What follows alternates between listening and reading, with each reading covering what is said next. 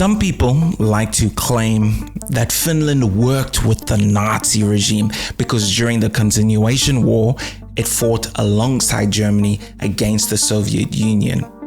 I mean, when people say it like that, it sounds bad because, you worked with the Nazis, and they love to bring it up as a kind of ideological indictment on the Finnish people. There is so much more to this story, and even the way that statement is portrayed misses the heart of the story. It was a battlefield arrangement, not a brotherhood. Finland wasn't aligning itself with Nazi ideology. It was navigating an impossible reality. It had already endured generations of pressure from the Russian Empire, and then a brutal civil war fueled by Bolshevik influence. When war broke out against the Soviet Union, the West offered sympathy, and that was about it. Finland was left cornered by a power that had tried twice to wipe out its independence and identity.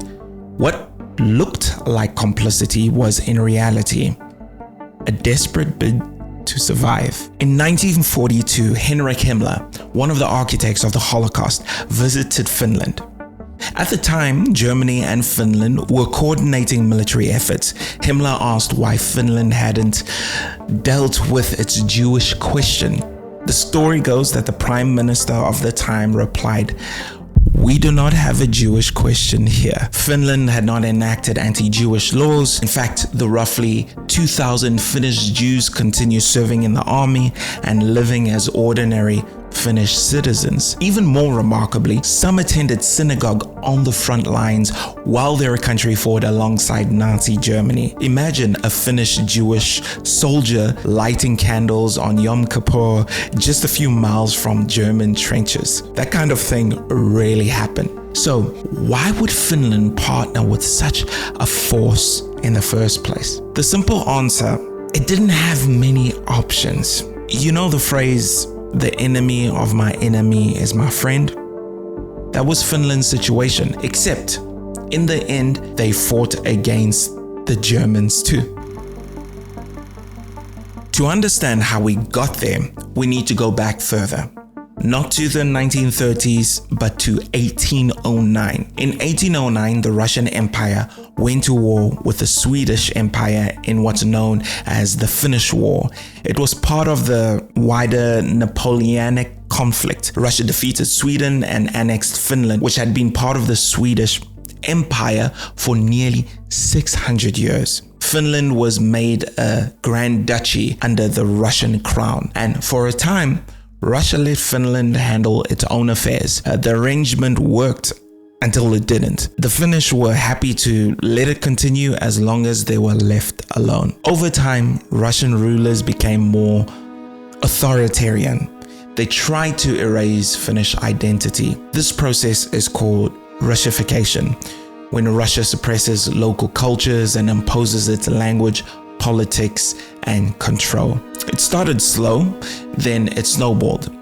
Russians censored newspapers, pushed Russian administrators into Finnish schools, and forced young Finns into the Tsarist army. They were trying to turn the Finnish Russian by force. But the more they pushed, the more Finland resisted. Like blowing on dry kindling, their pressure only made the fire burn brighter. Finnish nationalism roared to life. 600 years under Sweden hadn't erased the Finns. A few decades under Russia wouldn't either. Then came the collapse in 1917. The Russian Empire fell apart. The Bolsheviks overthrew the Tsars. Their ideology was rooted in Marxism. Churchill himself called it a disease. In Finland, it looked like chaos. The old empire gone, a radical new regime in its place. So Finland seized the moment and declared independence. But independence came with a price. Just months later, Finland fell into a civil war. The Reds were mostly working class and aligned with socialist ideals. They had the blessing of the Bolsheviks and received limited support from them.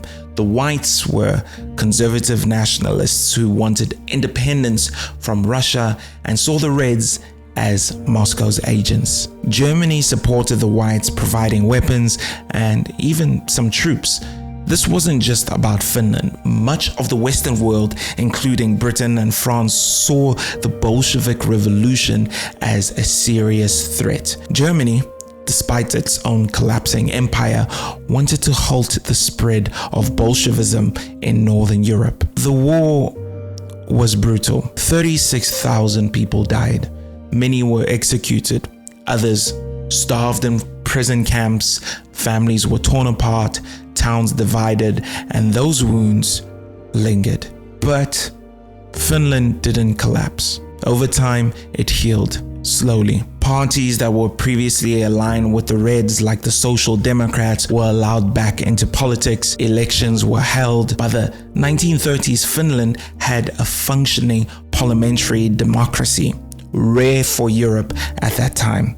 Multiple parties, civil liberties, an active press. While fascism rose elsewhere, Finland held firm. But one thing hadn't changed: the fear of the East. The Soviet Union had grown out of the Bolshevik Revolution. Finland remembered that ideology all too well. They hadn't forgotten Moscow's role in the Civil War. They knew Stalin was watching.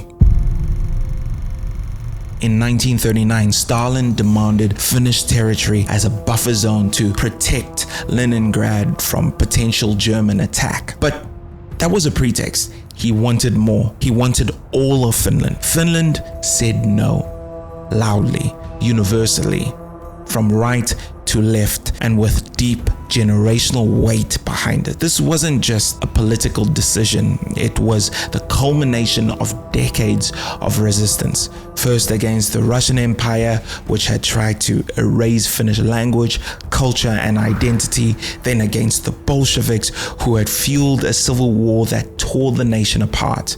This no came from a country that had been pushed to the edge and refused to disappear.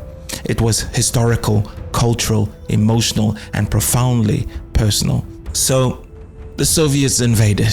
Finland resisted, and the world watched and did nothing. The Allies praised Finnish courage, called them brave, but no one sent help.